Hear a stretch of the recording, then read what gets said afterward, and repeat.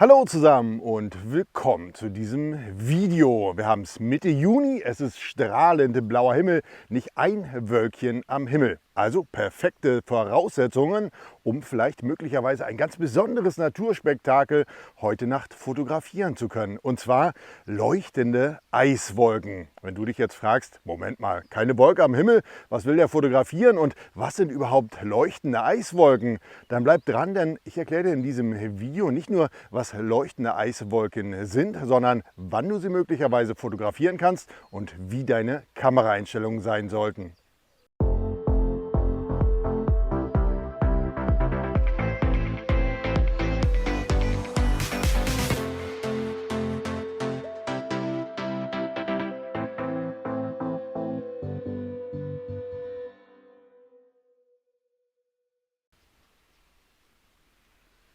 Strahlend blauer Himmel und dennoch halte ich jetzt schon Ausschau, ob es heute Nacht vielleicht nicht strahlende Eiswolken bzw. besser strahlende Nachtwolken geben könnte. Denn es sind zwar keine Wolken am Himmel, aber das sind die besten Voraussetzungen, um solche strahlenden Nachtwolken zu fotografieren. Was sind denn jetzt aber strahlende Nachtwolken? Vielleicht hast du dich am Anfang des Videos ja schon gefragt, was erzählt ihr von strahlenden Wolken? Tatsächlich ist es ein eher seltenes Naturphänomen, das leider nicht planbar ist. Deshalb gibt es auch nicht so viele Fotos davon und nicht so viele Landschaftsfotografen haben tatsächlich schon davon gehört bzw. selber schon welche fotografiert. Und auch ich muss sagen, ich hatte richtig Glück. Vor 2 Tagen habe ich nämlich auf der Rückfahrt von Berlin, vom BER, vom Flughafen, ich kam ja aus Spanien mit der Fotoreise mit Peter. Auf der Rückreise habe ich dann kurz vor Güstrow in den Nachthimmel geschaut und gedacht, Moment mal Leute, also irgendwas stimmt doch hier nicht. Wir haben es 2 Uhr, es war kurz nach 2 und es sah aus, als würde die Sonne gleich aufgehen. Die Wolken, die vermeintlichen Wolken, die am Himmel waren, die leuchteten und wir hatten auch schon so ein leichtes Orange am Horizont. Ja, aber Sonnenaufgang, das hat nicht gepasst, weil es waren noch 3 Stunden hin. Aber es war genau die richtige Zeit für leuchtende Wolken. Die könnt ihr nämlich in einem bestimmten Zeitraum des Jahres, und zwar von Ende Mai bis Anfang August, jeweils mit ein bisschen Glück, 2 Stunden, 2,5 Stunden nach Sonnenuntergang oder 2 bis 2,5 Stunden vor Sonnenaufgang sehen. Und genau in diesem Zeitraum habe ich mich ja dann befunden. Was sind jetzt aber diese leuchtenden Eiswolken oder leuchtenden Nachtwolken? Im Grunde ist selbst die Bezeichnung Wolke nicht so richtig gewählt, denn es sind gar keine Wolken. Es sind nämlich Eiskristalle, die sich in ungefähr 80 bis 85 Kilometer Höhe sammeln. Sie sind damit also schon gut 10-mal höher als normale Wolken. Also richtige Wolken, naja, aber es sieht halt optisch aus wie Wolken. Warum kommt es jetzt dazu, dass diese Eiswolken, dass diese leuchtenden Wolken überhaupt leuchten? Na klar, sie werden angestrahlt. Sie werden angestrahlt vom Sonnenlicht. Aufgrund der Höhe können sie natürlich das Sonnenlicht reflektieren, der Sonne, das wir nicht mehr sehen. Weil die Sonne ist ja am Horizont bereits unter oder vorm Aufgehen. Das heißt, wir sehen sie ja eigentlich nicht mehr. Aber aufgrund der Höhe und der Erdwölbung, der Erdkrümmung, wird das Ganze reflektiert. Das heißt, die Sonne strahlt diese Eiskristalle an, diese leuchten von alleine, sie reflektieren ja nur das Licht und dadurch kommt es zu diesen leuchtenden Wolken. Ja, wie gesagt, ich hatte das Glück, dass ich sie gesehen habe. Und ich muss auch ganz ehrlich sagen, ich habe sie noch nie so deutlich und noch nie in so einem breiten Spektrum am Nachthimmel sehen können. Es waren bislang immer ein paar Wolken davor, daneben, so richtig gut sah es nicht aus. Man hatte keine Kamera dabei, jetzt konnte man es nicht einfangen. Ich hatte jetzt natürlich das Glück, ich war auf dem Rückweg von Madeira. Das heißt im Handgepäck, na klar, was hatte ich? Ich hatte mein Stativ dabei und ich hatte natürlich auch meine Kamera dabei und glücklicherweise noch einen geladenen Akku. Also ihr Lieben, bei mir hieß es anhalten. Das war klar für mich, anhalten, das Naturphänomen musst du fotografieren. Was brauchst du, wenn du vielleicht solche Wolken einmal fotografieren möchtest? Du solltest dir auf jeden Fall ein Stativ ins Auto legen. Das brauchst du nämlich. Es sollte stabil sein. Du brauchst eine Kamera und du könntest theoretisch sogar mit einem fotografieren.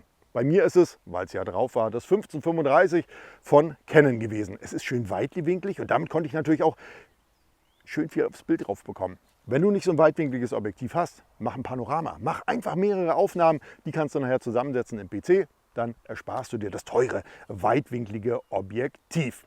Meine Kameraeinstellungen. Ich habe viel davon gelesen, auch im Netz vorher. Die meisten empfehlen ja ein ISO 800, ISO 1600. Die Wolken, die ich fotografiert habe, waren tatsächlich so hell, dass ich bei einer Offenblende 2.8 und einer Belichtung zwischen 3 und 5 Sekunden, ich habe damit immer ein bisschen gespielt, bei einem ISO 100 bleiben konnte. So hell waren tatsächlich die Wolken. Länger belichten solltet ihr auch nicht, also ihr solltet maximal so 10 Sekunden. Mehr würde ich nicht belichten, denn auch diese leuchtenden Wolken ziehen natürlich. Die haben eine Zugrichtung. Ja. Und wenn ihr dann länger belichtet, 20 oder 30 Sekunden könnte man jetzt annehmen, ist ja ähnlich wie bei der Milchstraße. Ja, dann habt ihr leider diese feinen Strukturen, die durch die Eiskristalle natürlich entstehen und die ja natürlich dieses Bild auch ausmachen. Die habt ihr dann leider nicht drauf, dann die verwischen, die verwaschen. Ja, und dann ist quasi das Highlight aus dem Foto, das ist ja dann irgendwie auch verschwunden. Das heißt also maximal 10 Sekunden belichten. Ich persönlich habe zwischen 3 und 5, ich glaube eins war auch mit bei, wo ich 6 Sekunden belichtet habe, ISO 100. Offenblende 2.8. Tja, mein erstes Foto war natürlich, also die erste Euphorie, raus auf den Acker. Das heißt, Vordergrund macht Bild gesund, kam da nicht, weil ich hatte keinen Vordergrund. Ich wollte jetzt einfach schnell dieses Foto haben.